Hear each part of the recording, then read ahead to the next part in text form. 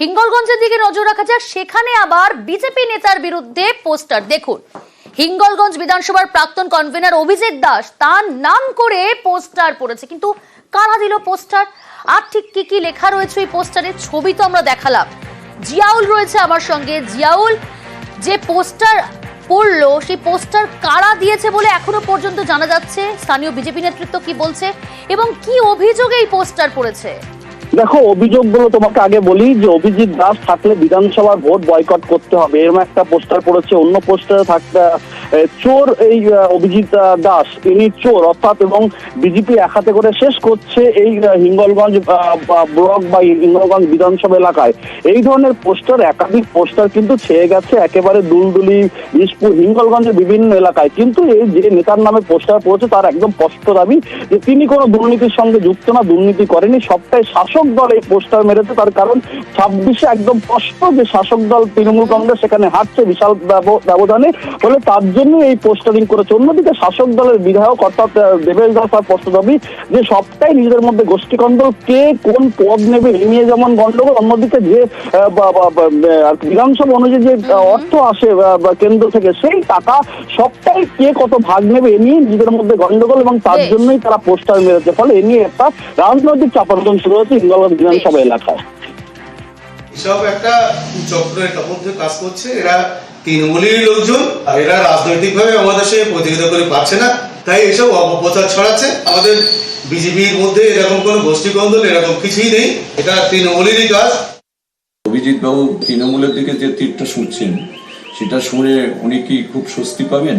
এই দলের কি ক্ষমতা আছে সেটা তো 26 সাল বলে দেবে। আমি আগে বলবো যে কাজটা করেছে সে অসভ্য কাজ করেছে, নোংরা কাজ করেছে, সুতরাং যে করেছে সে নিন্দনীয়। আর উনি সেই নিন্দার যে জবাব দিয়েছেন সেটা আরো নিন্দার যোগ্য। পাতপ্রতিমে আসার জন্য উনি নিজেই হয়তো ষড়যন্ত্র করে এই কাজটা করেছেন।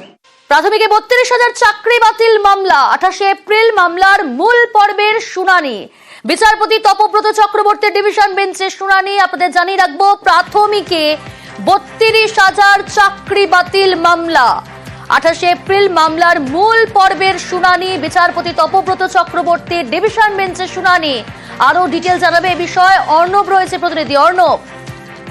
দেখো, প্রায় কয়েক বছর আগে হাইকোর্টের একক বেঞ্চের নির্দেশে আমাদের রাজ্যের প্রাথমিক শিক্ষক 2016 সালে যে নিয়োগ প্রক্রিয়া হয় 2014 টেটের প্রেক্ষিতে, সেখানে নিয়োগ প্রক্রিয়ার ত্রুটি রয়েছে এবং অ্যাপটিটিউড টেস্ট এই প্রক্রিয়াটি করাই হয়নি অভিযোগ, পাশাপাশি সংরক্ষণ নীতি না মানা, এই একাধিক কারণে একক বেঞ্চ প্রাথমিকভাবে প্রায় পুরো প্যানেলটাই বাতিল করে 42,949 জনের।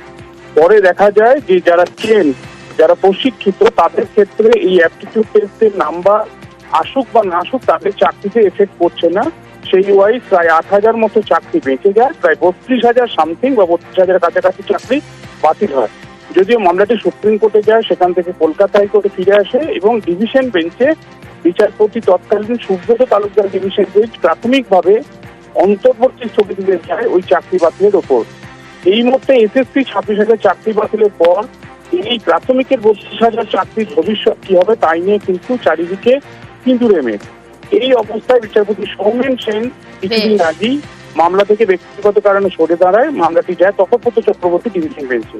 আজকে মূল মামলাকারী প্রিয়াঙ্কা নস্কর এবং আরো একাধিক আইনজীবী তারা বিষয়টি দৃষ্টি আকর্ষণ করেন।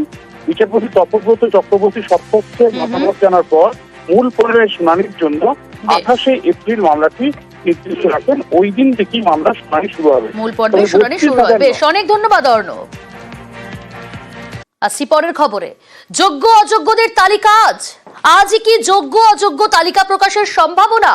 চাকরিহারাদের দেওয়া রাজ্যের সময়সীমা আজ শেষ। তালিকা প্রকাশ নিয়ে এখনো আইনি মতামত নিচ্ছে এসএসসি। সুপ্রিম কোর্টের আইনজীবীদের সঙ্গেও আলোচনা। সকাল থেকে ঘন ঘন বৈঠক, বলা যেতে পারে দফায় দফায় বৈঠক। স্কুল শিক্ষা দপ্তরের সঙ্গে ভার্চুয়াল বৈঠক এসএসসি চেয়ারম্যানের। ওয়েবসাইটে আপলোড হতে পারে যোগ্য অযোগ্য তালিকা। আজকে সকলের নজর রয়েছে যোগ্য অযোগ্যদের তালিকা কি আজ প্রকাশ করা হবে? প্রকাশের কিন্তু সম্ভাবনা প্রবল।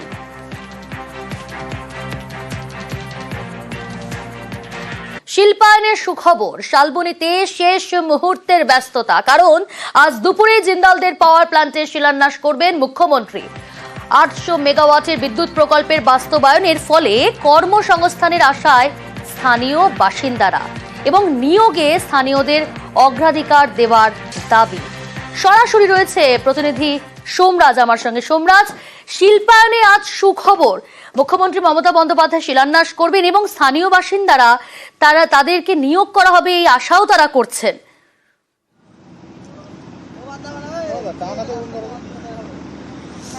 একদমই বিশ্ববঙ্গ বাণিজ্য সম্মেলনে ঘোষণার 2 মাসের মাথাতেই কিন্তু এই যে পাওয়ার প্ল্যান্ট বা তাপবিদ্যুৎ কেন্দ্র তার আনুষ্ঠানিক শিলান্যাস হতে চলেছে, যা নিঃসন্দেহে রাজ্যের শিল্পে বিনিয়োগের ক্ষেত্রে গুরুত্বপূর্ণ বিষয়।